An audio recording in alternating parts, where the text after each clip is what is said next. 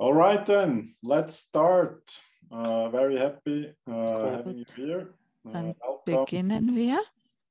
Jetzt, Bonsoir. Tout le monde m'entend? Oui, c'était Simona. Nicht im Dolmetschkanal. Da bin ich da wieder rausgefallen. Kann das sein? Okay, können wir das noch kurz Müssen wir das noch einmal aktivieren? Okay. Ich war nämlich schon drin. iPhone von Simona oder etwas anderes? Nein, anderes. Okay. Simona Wolpe, Dolmetsch. Das andere, da höre ich nur zu für Französisch. So ist gut. All right, Simona, everything fine now? Maintenant, Simona, tout devrait fonctionner correctement. Très bien. Commençons donc. C'est fantastique de vous avoir ici pour cette conférence Abeilles sans frontières. Je suis André Wamlinger, président de l'association Free the Bees, et j'ai le plaisir de vous souhaiter la bienvenue ici en soirée en Suisse. Certains d'entre vous sont en pleine matinée, certains dans l'après-midi. Nous avons deux interprètes et merci d'avance aux deux interprètes. Et donc, un interprète pour la langue française et une interprète pour l'allemand. Pour ce... Minute, please. Gut, für alle deutschen Gäste, wir haben eine Simultanübersetzung. Vielleicht habt ihr sie schon gesehen. Das ist ein kleiner Button unten, nennt sich Dolmetschen und ist so ein Symbol. Donc, vous avez tout à fait en bas un globe. Et si vous cliquez sur ce globe, vous allez voir apparaître deux langues disponibles, anglais et français, en ayant la possibilité de couper ou non l'audio original. Ça s'appelle interprétation. Vous pouvez choisir le bouton en dessous avec le globe terrestre et vous allez entendre toute la conférence en français. Et si vous avez des problèmes, n'hésitez pas de nous demander dans le chat. Il y a quelqu'un du team qui va vous aider. All right, so welcome back again, and I hope now you can Très hear bien. everything. Bienvenue de retour et j'espère que maintenant tout fonctionne parfaitement dans la bonne langue. Abeilles sans frontières, c'est a pour but de promouvoir la connaissance, la sensibilisation, la compréhension autour des abeilles mellifères et des autres pollinisateurs. Et donc, nous essayons d'avoir une prise de conscience par rapport aux interdépendances écologiques complexes qui existent. Ces conférences que nous organisons, c'est une série de conférences que nous organisons en collaboration avec Honeybee Wild au Luxembourg, Apis arborea aux États-Unis et Natural Beekeeping Trust au Royaume-Uni. Il s'agit donc d'une conférence internationale.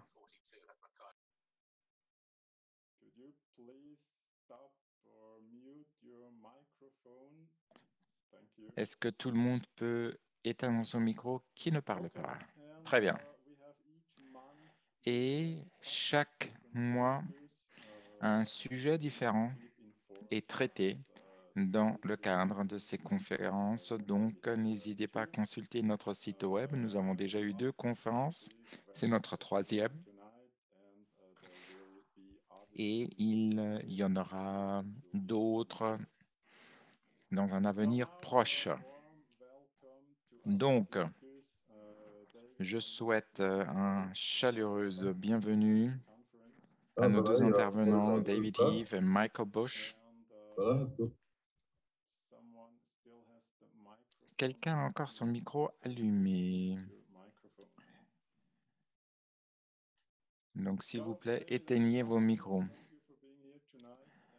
David et Michael, merci de partager vos connaissances avec nous. Vous avez énormément de connaissances d'expérience et personnellement, je suis déjà très curieux de pouvoir vous écouter. David a été l'un de mes premiers mentors dans l'apiculture lorsque j'ai décidé de suivre la méthodologie d'Émile Varé, et David a une expérience et un savoir-faire absolument impressionnant, notamment sur les bases de données scientifiques en la matière, qui m'a beaucoup aidé. Et j'ai eu la possibilité de le visiter il y a quelques années. Et je suis impressionné par son succès et je ne suis pas en mesure en Suisse d'arriver à avoir autant de succès que lui. Et ce serait certainement intéressant que de faire une comparaison en la matière. David vous parlera lui-même de lui-même. Il sait mieux le faire que moi. Et Michael Bush présentera l'écologie de la colonie d'abeilles et de l'impact des traitements des apiculteurs sur cette écologie. Il a également été l'une de mes toutes premières références. Je ne m'y connaissais pas encore beaucoup. Son concept de l'écologie de la colonie d'abeilles avec les mythes, les microbes, les acariens, les insectes, les champignons me semble être logique et absolument en harmonie par rapport à la biologie humaine. Et j'étais impressionné par ce qu'il fait depuis le début. Donc, remarque, il y a des analogies entre la présentation de Michael et la santé humaine. Je pense que jamais n'avons-nous vécu dans une période où cela était plus important.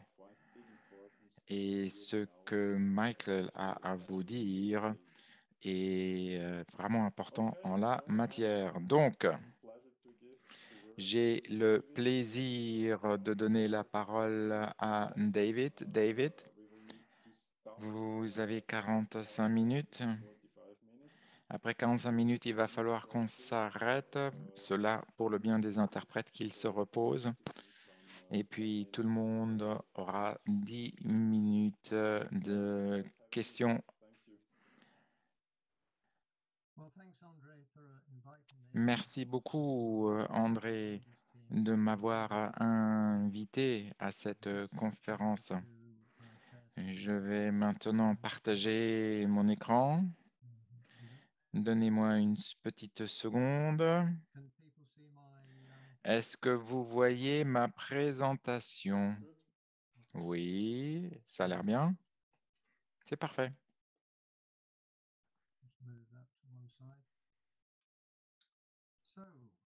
Très bien. Je vais vous parler de mes propres expériences en matière d'apiculture. Et je suis un apiculteur à toute petite échelle.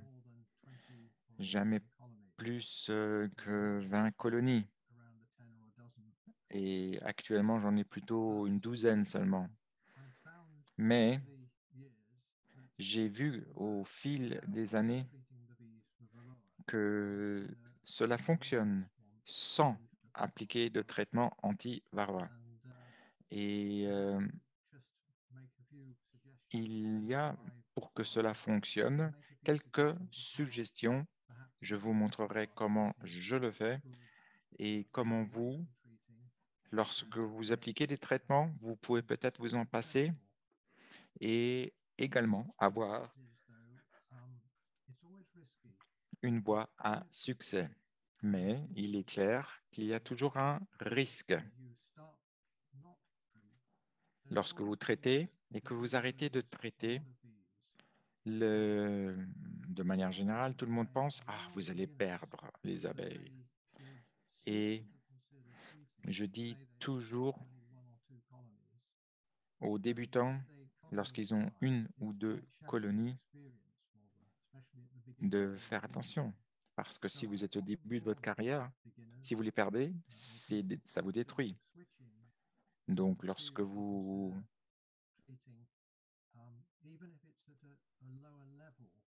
continuez à traiter vos colonies, peut-être à un niveau inférieur, ou par d'autres méthodes, des méthodes technologiques et non pas chimiques. Et en ayant dit cela, cela me permet de vous expliquer comment j'ai commencé. En 2003, j'ai commencé. Et j'ai commencé avec la normale, la ruche normale, nationale. Et c'est assez normal. Et c'est pratiquement national. La ruche nationale, ça correspond à Landsroth aux États-Unis.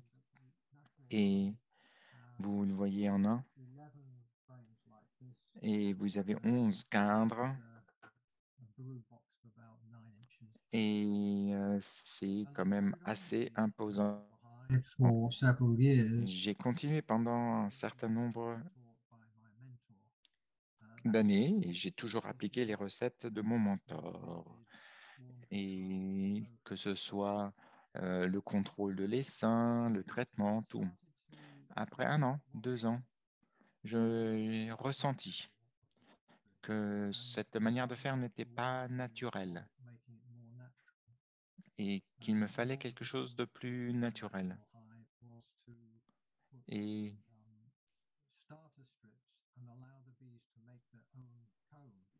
je dois dire que cette ruche dite nationale au Royaume-Uni, donc de référence, permet de commencer, d'avoir les premières expériences, mais d'avoir un travail qui est quand même dans l'ensemble assez bien fait. Mais j'avais donc une étape supplémentaire à ne plus avoir ces cônes, à ne plus avoir ces cadres. Et en 2006, j'ai eu mes premières références et depuis 2007, je ne fais plus que du varé, exclusivement. Et depuis, j'ai rajouté 2-3 colonies à titre souvent expérimentationnel. Par exemple, le ruche d'or, parce que c'est le ratio d'or, donc ruche d'or, qui ont des sortes de cadres d'une rotation de 90 degrés. Et en allemand, on l'appelle ein Raumbeute, donc à une pièce. Et donc, à l'intérieur, qui me permet d'avoir des résultats meilleurs qu'avec la ruche totalement traditionnelle. J'ai également une ruche lazutin modifiée, c'est l'envers. Et c'était un apiculteur russe qui avait toujours le sourire aux lèvres et porte-rayons très grands avec des cadres. Et ça s'appelle des cadres talons. Et j'ai également une ruche Ried. Le mot allemand, c'est Schilftrog. Ça semble fonctionner super bien. Il y a des abeilles.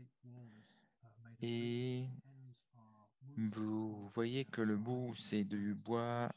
Et vous avez des cadres à l'intérieur d'une forme différente. Très intéressant. Donc, j'ai ces 3 modèle, pour ainsi dire, à titre d'expérimentation.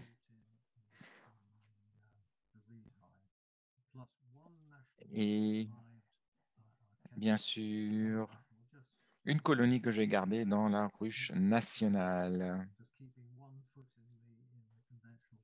juste pour rester encore avec un orteil dans le monde traditionnel. Et finalement aussi, pour des raisons, lorsque l'inspecteur arrive, il est toujours bon d'avoir encore la méthode traditionnelle et pouvoir expliquer. Vous avez là des ruches que j'ai. J'en avais 8 comme cela à travers l'ensemble du district où j'habite. Maintenant, j'ai plus que ces 3. Et ce qu'il faut dire, c'est que le livre de l'abbé Varé est devenu à notre attention en 2006. En 2007, nous l'avons traduit en anglais, ça n'a jamais été fait. Et on l'a mis sur Internet gratuitement. Et on nous a demandé même des versions imprimées par la suite. Et un éditeur nous a contactés et puis nous l'avons mis en version imprimée. Et il est facile avec cette photo d'expliquer une ruche. Vous avez ici tout simplement la plaque du sol avec au-dessus, vous voyez les différentes boîtes, les cadres de 110 mm.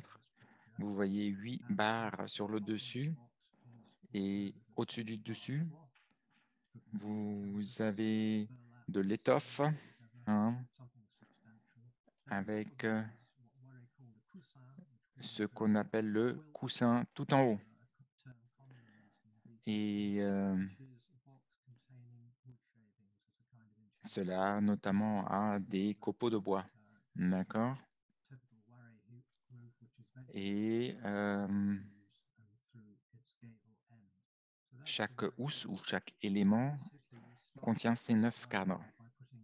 Et vous commencez à mettre les colonies dans certaines housses et ils descendent. Lorsqu'ils sont dans la deuxième boîte, vous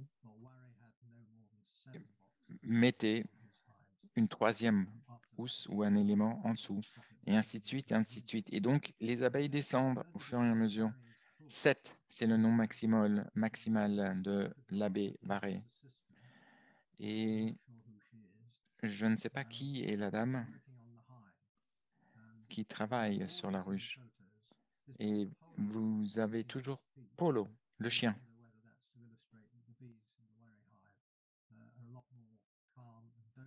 Peut-être pour montrer que les abeilles sont très dociles et très calmes, puisqu'elles ne font rien aux chiens. Et vous voyez également ces cadres mobiles. Et c'est pas tout à fait aussi convaincant que la ruche nationale britannique, mais cela permet aux abeilles de ne pas se faire écraser. Donc, lorsque vous avez 3 boîtes, donc c'est en acrylique, et ça a été réalisé il y a beaucoup d'années. Donc, une colonie très, très bien développée. Nous avons un certain nombre de fabricants à travers le monde qui en proposent, notamment aussi au Royaume-Uni. Et au lieu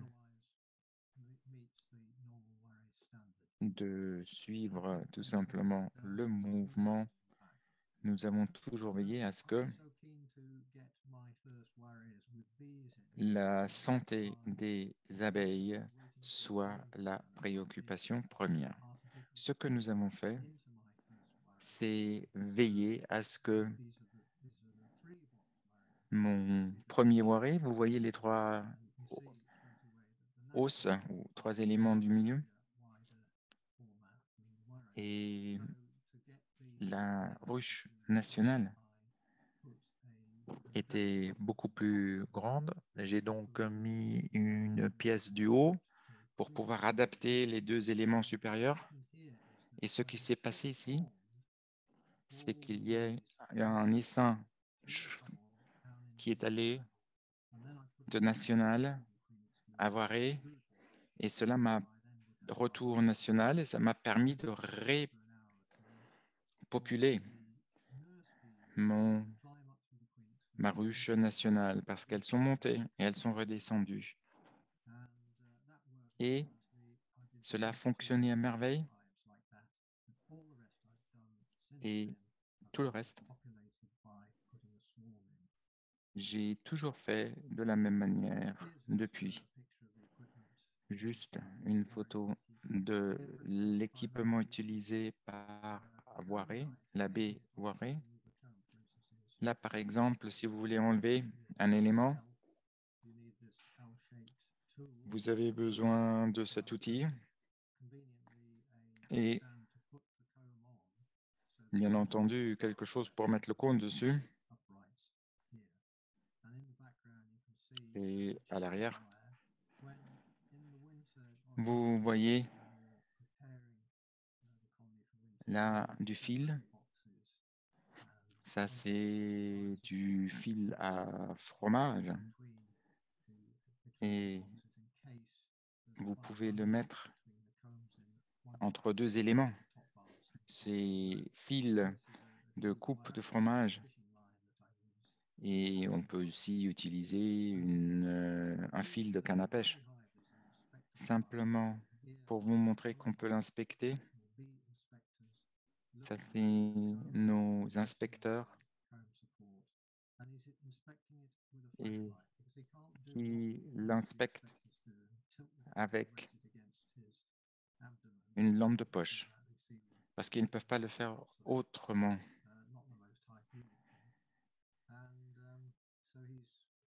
Et donc,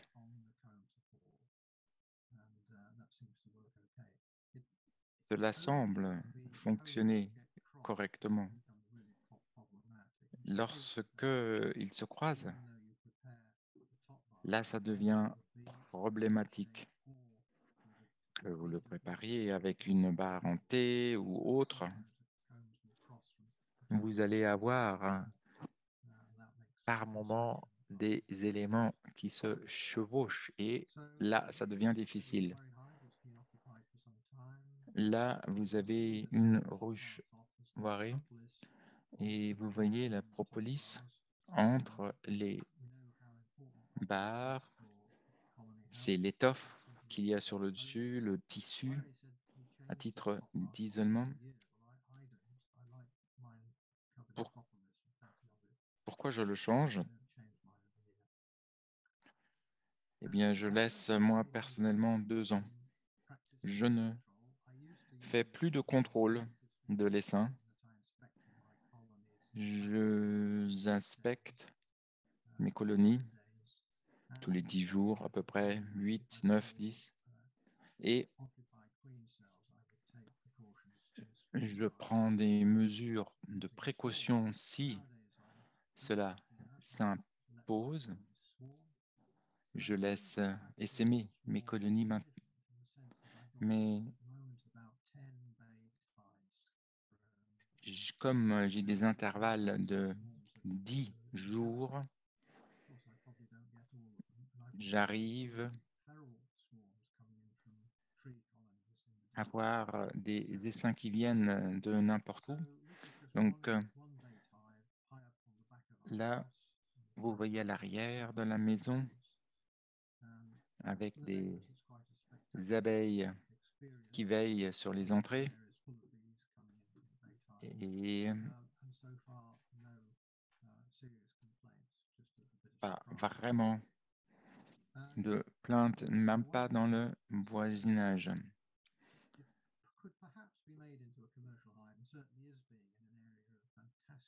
Cela pourrait faire une ruche commerciale excellente Ça l'est fait, par exemple, en Australie, où c'est utilisé de manière énormément à succès, de manière commerciale, mais généralement, les gens qui font des voiries ne s'attendent pas à avoir d'énormes récoltes, mais la boîte du haut ou les deux boîtes du haut sont tout simplement, lors de la récolte, ouvertes. Et comme vous ajoutez toujours des éléments en bas, vous avez une sorte de rotation, situation de rotation hygiénique d'ailleurs, qui fait que le rayon de miel reste toujours aussi propre que possible puisque il n'y a pas de mélange d'activités et le miel de ce fait est très pur. Et vous avez des senteurs, des odeurs extrêmement intenses et cela est dû également au fait que vous ne touchez pas au reste de la ruche. Donc, tout ce dont vous avez besoin peut être trouvé gratuitement sur ce site internet. Toutes les informations, si vous souhaitez vous lancer, vous pouvez les trouver. Et après quelques années d'activité, on m'a demandé d'écrire un livre et j'en ai fait un manuel pratique, à savoir l'apiculture naturelle avec une ruche selon Voiré. Et continuons. J'ai un message qui me dit que ma connexion Internet est peu stable, dit l'intervenant. J'ai arrêté de traiter mes ruches en 2009 lorsque j'ai commencé avec les Voiré. J'ai jamais traité de manière chimique et jamais mis de traitement chimique. À l'époque, il y avait déjà énormément d'informations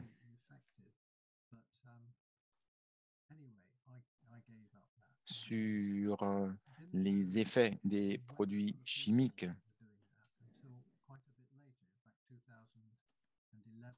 Et c'est en 2011 qu'il y a eu d'autres apiculteurs qui le faisaient de manière sans traitement et arrivaient quand même à ne pas avoir de produits acricides et de bonnes ruches en bonne santé.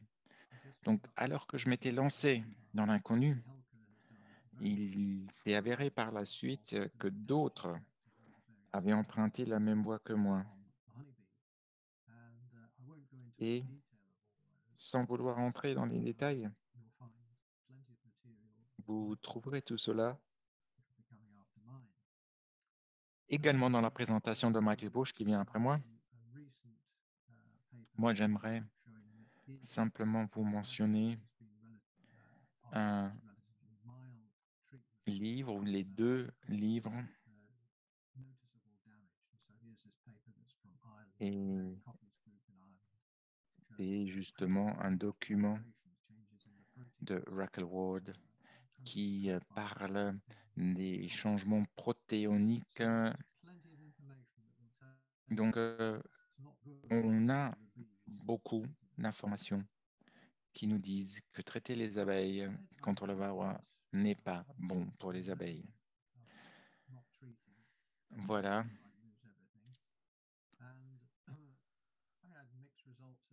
J'ai eu au début losses in the second year, 66.7% perte losses. 45, 66%, mais au fil du temps, les pertes totales étaient tolérables.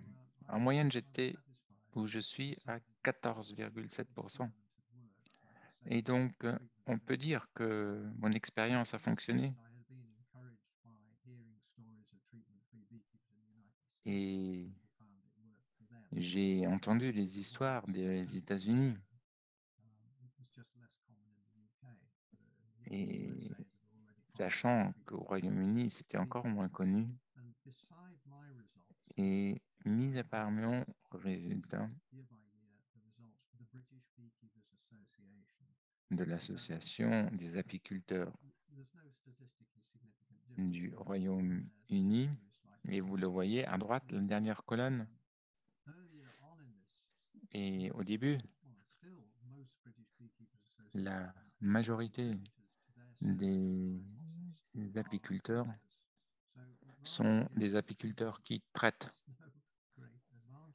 Donc, il n'y a pas d'avantage économique à traiter, puisqu'ils ont plus de pertes que moi. Et il y a quelques années, nous avions 14% d'apiculteurs qui ne traitaient pas. Et maintenant, nous en sommes à 27%. Donc, ça a augmenté. Il y a bien sûr encore une majorité d'apiculteurs qui traitent leurs ruches. Mais il faut dire que c'est le Royaume-Uni. Un chiffre qui ne veut rien dire pour le reste de l'Europe.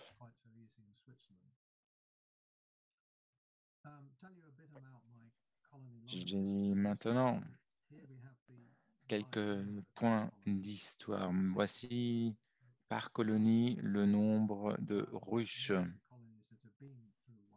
Et tout ça, c'est des colonies qui ont traversé au moins un hiver. Deuxième ligne. Vous voyez que certains ont plus de 10 ans d'âge. Et ma plus jeune a 6 ans, non, 5, pardon. Et vous voyez que j'ai également un lazotime modifié et ma ruche d'or, Golden Hive. Et vous voyez l'âge moyen de toutes mes colonies. Et comment puis-je dire que ces colonies ont 10-12 ans d'âge? Moi, je le mesure à partir du moment où l'essaim se crée. Une fois qu'il ne peut plus subvenir à ses propres besoins et à ceux de sa reine, et il est important de noter que jamais je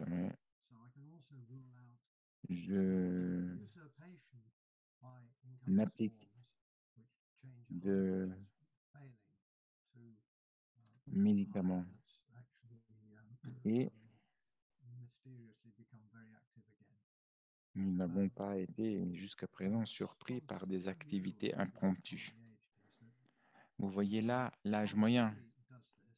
Et Tom Seeley fait ses chiffres et relève ses chiffres. Généralement, 2-3 visites par an, c'est tout. Et donc, ça lui permet de continuer et de progresser. L'une des raisons qui m'ont poussé à procéder de la sorte, c'est que j'ai toujours lu que si vous ne le faites pas en une semaine, ça va vous rester. J'ai trouvé que ce n'est pas tout à fait le cas. Mais je dois dire que l'habitat est particulier. un seul pays, etc. Donc, à d'autres endroits, les conditions peuvent être totalement changées. Et là, vous voyez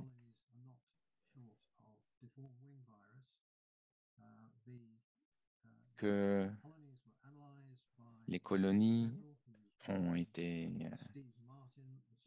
analysées par Jefferson Cavell avec Steve Martin à gauche. Vous avez 1 milliard, donc 1000 millions de copies virales détectées ou de charges virales. Et il ne s'agit pas de l'environnement sans virus. On est d'accord. C'est un vrai souci, car il peut se propager à travers toutes les abeilles. Grand problème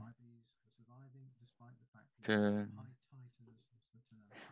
mes abeilles survivent malgré le fait qu'il y ait ces charges virales extrêmement élevées. Ça, c'était en 2016, des chiffres de 2016. Et Steve Martin, que j'ai visité d'ailleurs un peu plus tard,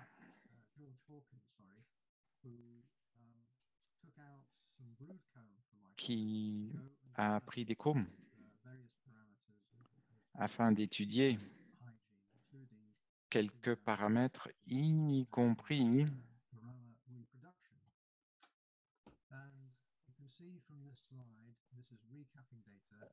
notamment, vous voyez, sur les alvéoles, les cellules, et vous avez les données de toutes ces études précédentes. Ça vous dit le nombre de cellules infectées qui ont un taux de rechappe beaucoup plus rapide par rapport aux cellules non infectées. Donc là, vous voyez les colonies qui sont normalement résistantes parce que traitées, et je ne sais pas pourquoi cette colonie avait des taux de rechappe tellement faibles, mais là, pareil, rechappage élevé, cellules infectées, non infectées. Et vous voyez 3 colonies différentes nationales en or. Nous avons aussi les données de reproduction. Et nous avons vu que la reproduction est inférieure dans les colonies résistantes que non résistantes. Donc, tout comme on pourrait s'y attendre, la reproduction est réduite lorsque les abeilles sont résistantes. Et colonne 3, c'est les données agglutinées, généralisées. Et vous faites la moyenne. Et donc, on parle vraiment, grâce à cela, d'un niveau. Et nous avons une petite publication que nous avons publiée au sein de notre association par rapport à la population résistant de manière naturelle aux varroa et le niveau de recherche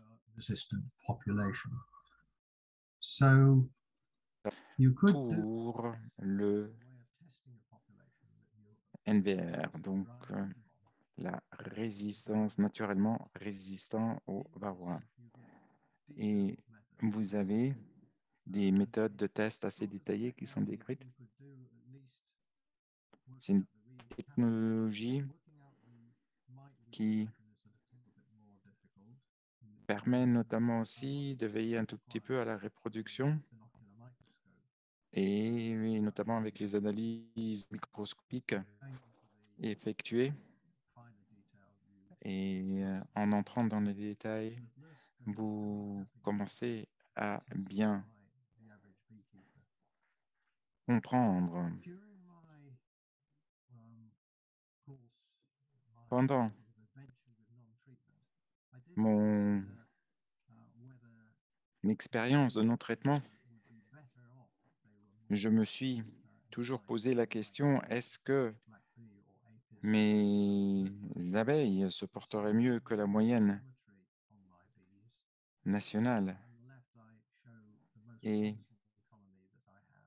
la colonie la plus prometteuse se trouve là à droite.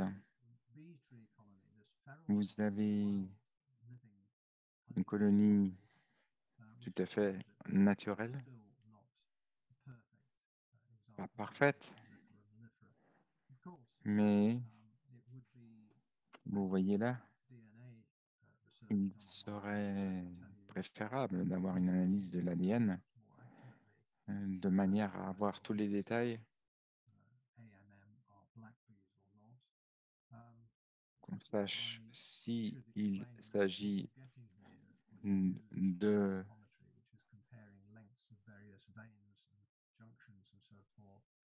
carpentier de Xylocopa, et si vous avez une abeille charpentière, normalement ça devrait être à ce niveau-là. Les autres, et j'en avais d'autres de ruches, et je me suis dit que travailler pour l'association britannique des abeilles charpentières n'était peut-être pas la meilleure méthode. Allez là. Et vous voyez là, Astor, et ça lui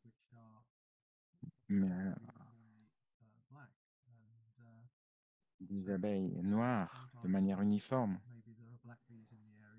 Et ces abeilles charpentières ont peut-être réussi à s'introduire et à battre les abeilles locales, mais notre association du Pays de Galles essaye d'éviter toute importation de l'extérieur et garder les abeilles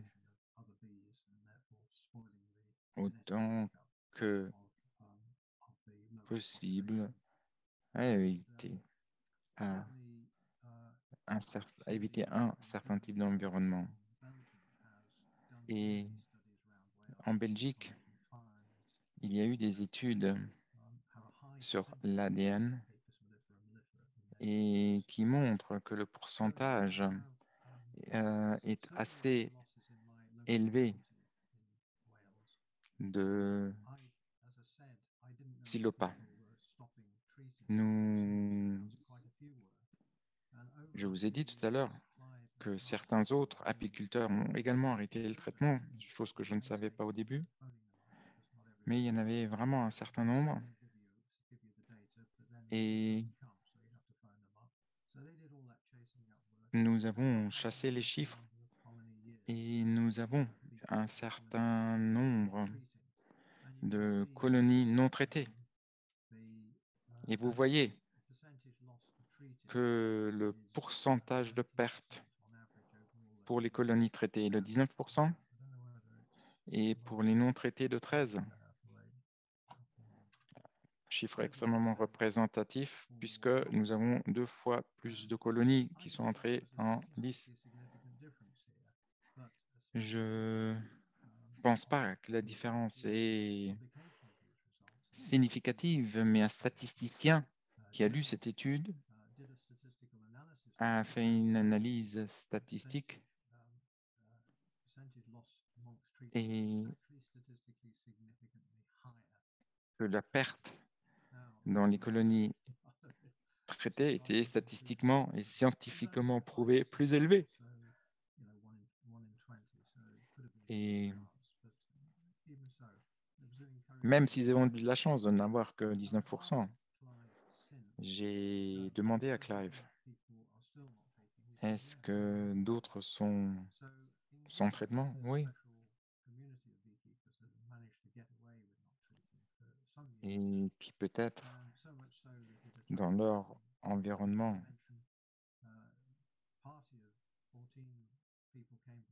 nous avons eu une petite réunion, 14 Suisses, dans notre association et avons discuté les différentes méthodes naturelles de non-traitement en matière d'apiculture.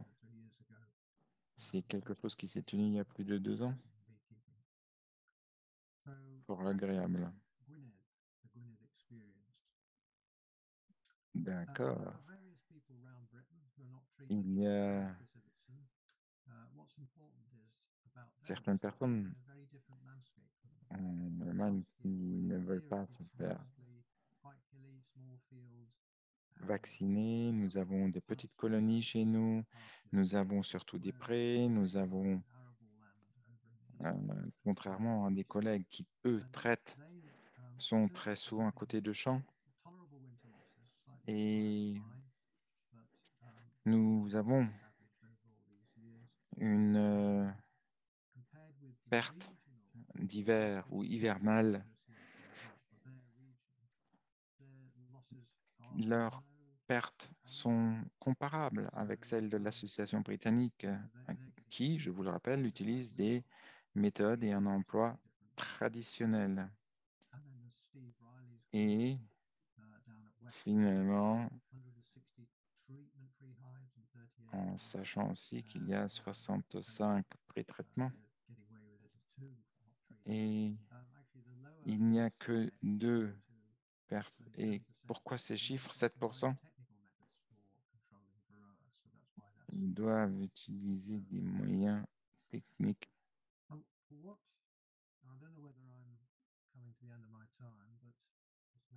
Je ne sais pas, est-ce que j'ai encore du temps? Oui, 5 minutes.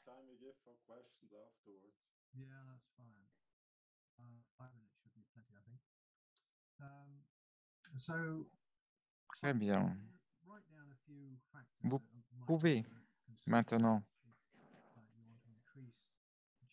noter ces points. Si vous voulez augmenter vos chances que les colonies survivent, je vous ai noté un certain nombre de points. La première des choses, c'est la gestion thermique. Est-elle ventilée, la ruche? Oui ou non? Est-ce qu'ils peuvent garder une température stable? Et sous conditions chaudes, le varroa ne se reproduit pas facilement. Donc, il peut, par exemple, ajouter du bois à l'extérieur parce que l'épaisseur des parois était de 115 mm. Et en relation de cela, nos ruches sont pathétiques. Et donc, il faudrait free living honeybee colony that it's evolved to cope with over millennia. Hive capacity, well, la capacité de la ruche. Votre ruche, si elle est trop grande, ne pourra pas essaimer. Et notamment, cela pourrait être un problème au niveau de la reproduction. Les alvéoles, vous avez différentes méthodes qui permettent de guider un tout petit peu les abeilles.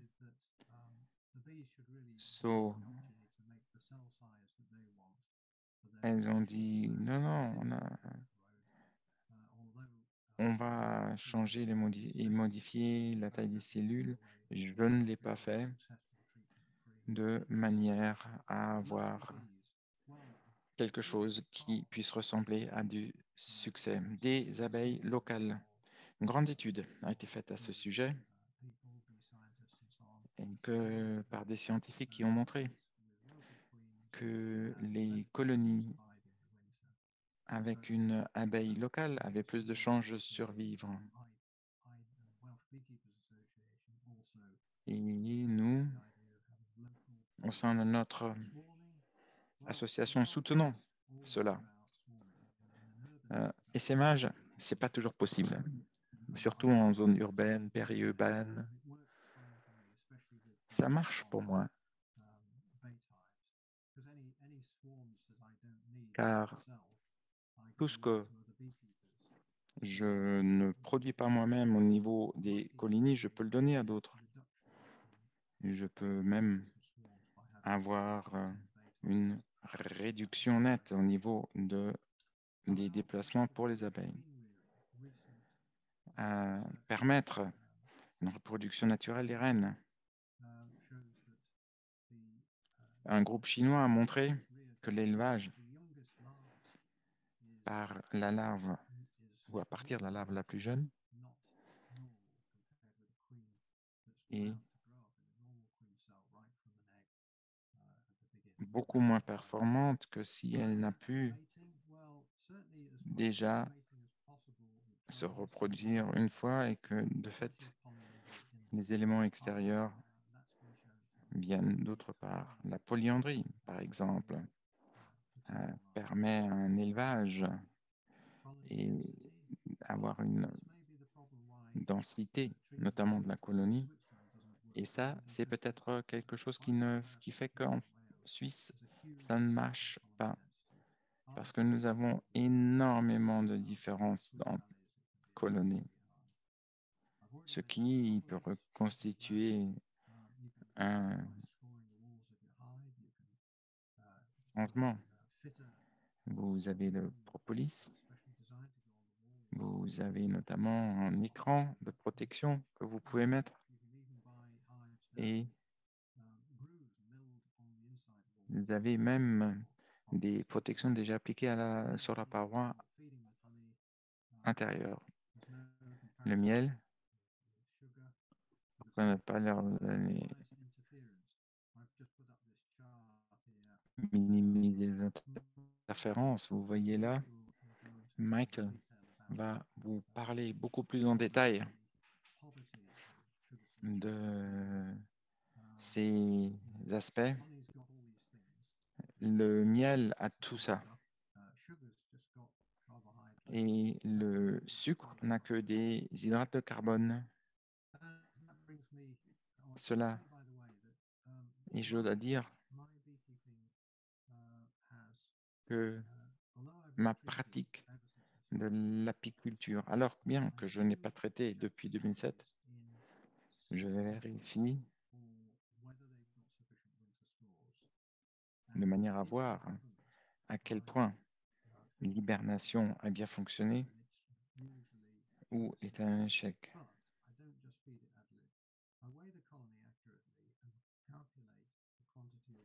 La manière dans laquelle elle copule et la manière dans laquelle le nombre d'éléments que vous avez est déterminant la manière. Et mes colonies ont été stressées par le varroa, mais jamais trop. Quoi d'autre? Entre faire des récoltes, octobre et mars, et la matière consommée était à peu près 9 kg, notamment aussi avec des ruches moirées mieux isolées que le reste. Vous avez déjà eu la mention par rapport à ces livres. Mon premier livre, tout à gauche, où j'ai en fait établi un état de recherche, un état des lieux de toutes les données scientifiques disponibles Et ça, c'est les 4 livres que j'ai rédigés toujours en allant d'un point vers un autre, et cela sur la méthode Waré. David, merci. Merci. Les résultats sont toujours extrêmement impressionnants. Nous n'avons pas énormément de temps.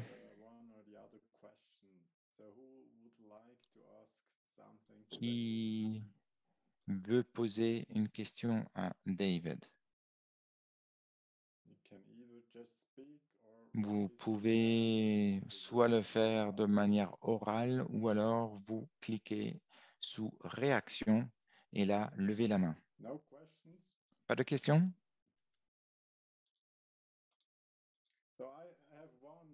Moi, j'en ai une, David, et je vais me lancer. Peut-être qu'il faut ça. Vous avez dit que les virus sont des problèmes. Est-ce que c'est un symptôme ou une cause? Symptôme, une cause ou un symptôme qui arrive lorsque le système immunitaire ne fonctionne pas bien. Dans le cas des abeilles, je n'ai aucune idée de ce que peut être la bonne réponse. Je serais surpris en tout cas que vous ayez trouvé quelqu'un qui puisse avoir un problème de l'atrophie des ailes. C'est avec le varroa que c'est apparu et qui cause ce changement. Et donc, mis à part que la mythe qui fonctionne. Hugo, pardon. Monsieur Hugo. Le micro.